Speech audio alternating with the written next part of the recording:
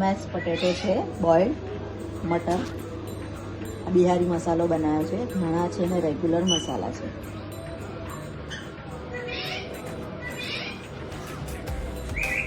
તેલ ગરમ થઈ ગયું છે. આજે આપણે બિહારી સમોસા બનાવીએ છીએ, મિની સમોસા. એના માટે ઓઇલ લેવાનું છે. થોડું ગરમ થઈ જાય આપણે બિહારી મસાલો જે બનાવ્યો છે એ એડ કરવાનો છે.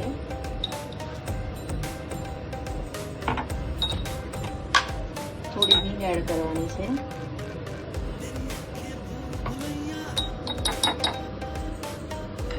થોડું શેકાઈ જાય પછી આમાં પેટેટો નાખવાના છે, બોઇલ્ડ કરેલા છે, અને વટાણા નાખવાના છે. પછી બધા મસાલા કરવાના છે, ધાણા પાવડર, મીઠું તમારા સ્વાદ પ્રમાણે, હળદર અને લાલ મરચું. આમાં તમે આદુ ને મરચાં નાખી શકો છો, પણ મારી ડોટરને નથી પસંદ એટલે હું નથી નાખતી, સ્કીપ કરું છું. આ રીતે સરસ મસાલો શેકી દેવાનો છે.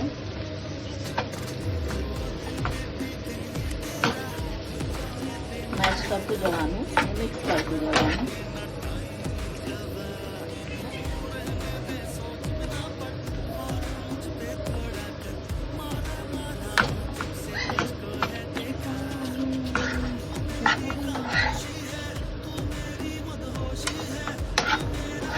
સરખું સરસ મિક્સ કરવાનું છે. આના તમે સમોસા પણ બનાવી શકો છો, કચોરી પણ બનાવી શકો છો, ને હેલ્ધી ખાવું હોય તો પરાઠા બનાવી શકો છો. તમને જે ગમે એ બનાવી શકો છો.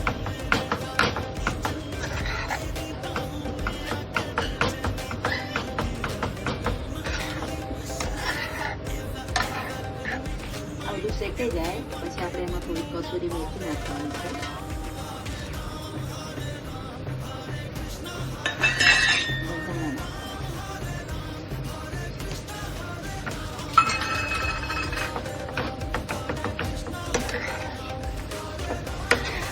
મિક્સ કરી હાથેથી સ્મેશ કરતું જવાનું, મિક્સ કરતું જવાનું.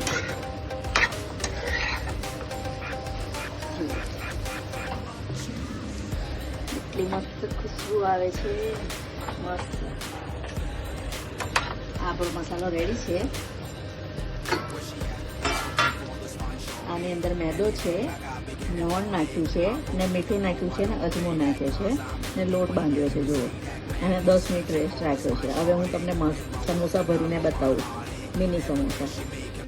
જુઓ, પહેલાં આપણે આ રીતે છે ને રોટલી વણી લેવાની છે. આપણે મિની સમોસા બનાવીએ છીએ એટલે નાની વણીશું. તમારે મોટા બનાવો તો એ પ્રમાણે રોટલી કરવાની. બહુ જાડી નહીં, બહુ પાતળી નહીં.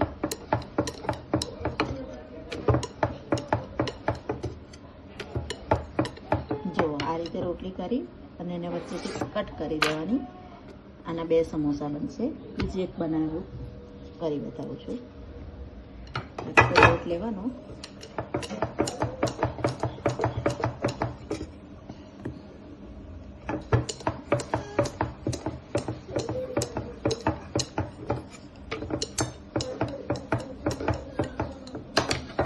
એને પણ આ રીતે વચ્ચેથી કટ કરવાની.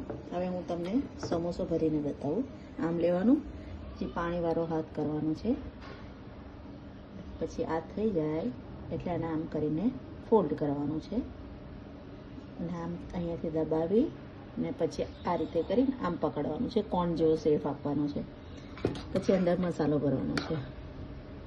આ મિની સમોસા બનાવીએ છીએ એટલે મસાલો બહુ ઓછો જશે. તમે મોટા સમોસા બનાવો તો તમે મસાલો વધારે જશે. જો, પછી આ રીતે એને સીલ કરી દેવાનું છે આગળથી.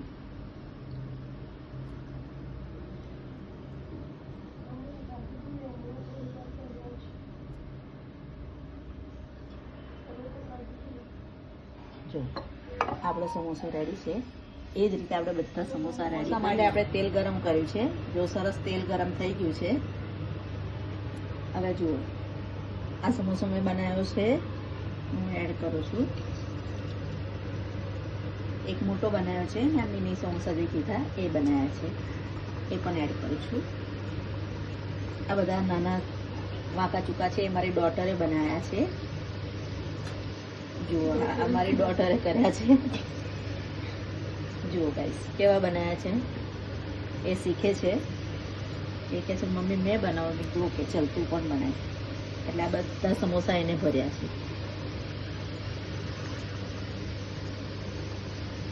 બધા ટર્ન બાય ટર્ન અંદર એડ કરી દેવાના છે.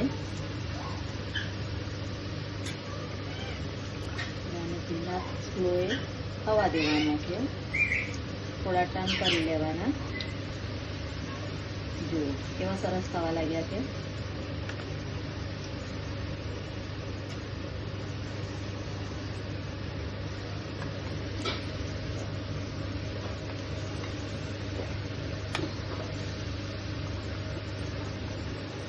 થોડા લાઇટ બ્રાઉન કલરના થાય ત્યાં સુધી આપણે કરીશું.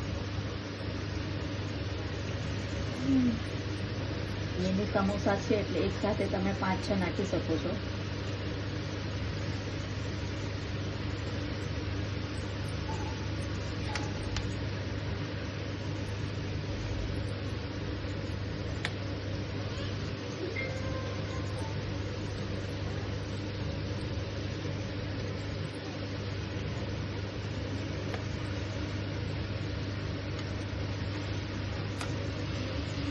જેમ આપણે આ આલુ વટાણાના કર્યા છે એ રીતે તમે ચીઝ કોર્ન પણ કરી શકો છો. એ પણ બહુ સરસ ટેસ્ટી લાગે છે.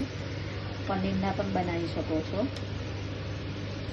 હવે નેક્સ્ટ ટાઈમ જ્યારે બનાવીશું આપણે તો ચીઝ કોર્ન બનાવીશું.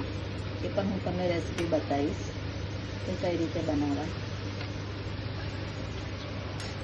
જો બધા આપણા સમોસા રેડી છે. કેવા મસ્ત ગોલ્ડન કલરના થયા છે, જેવા બહાર મળે છે એવા દેખાય છે ને. બધા સમોસા આપણે કાઢી લેવાના છે. જુઓ સંભળાય છે એનો અવાજ, કેવા ક્રિસ્પી લાગે છે ને. એ જ રીતે બધા ટર્ન બાય ટર્ન સમોસા તળી લેવાના છે. હવે હું તમને પ્લેટિંગ કરીને બતાવું. રેડી છે આપણા સમોસા ગરમા ગરમ. આ મીઠી આંબલી ખજૂરની ચટણી છે એ મેં ઘરે બનાવી છે ને આ ફ્રાય કરેલા મરચાં છે. ટેસ્ટ કરીને બનાવીને જોજો, પછી મને કહેજો. Thank you, by. રેડી છે આપણા સમોસા. આપણે મીઠી ચટણી બનાવી છે, ખજૂર આંબલીની ચટણી છે ને ફ્રાય કરેલા મરચાં. હવે ટેસ્ટ કરજો અને બનાવજો, પછી મને કહેજો કેવા લાગ્યા. Thank you, by.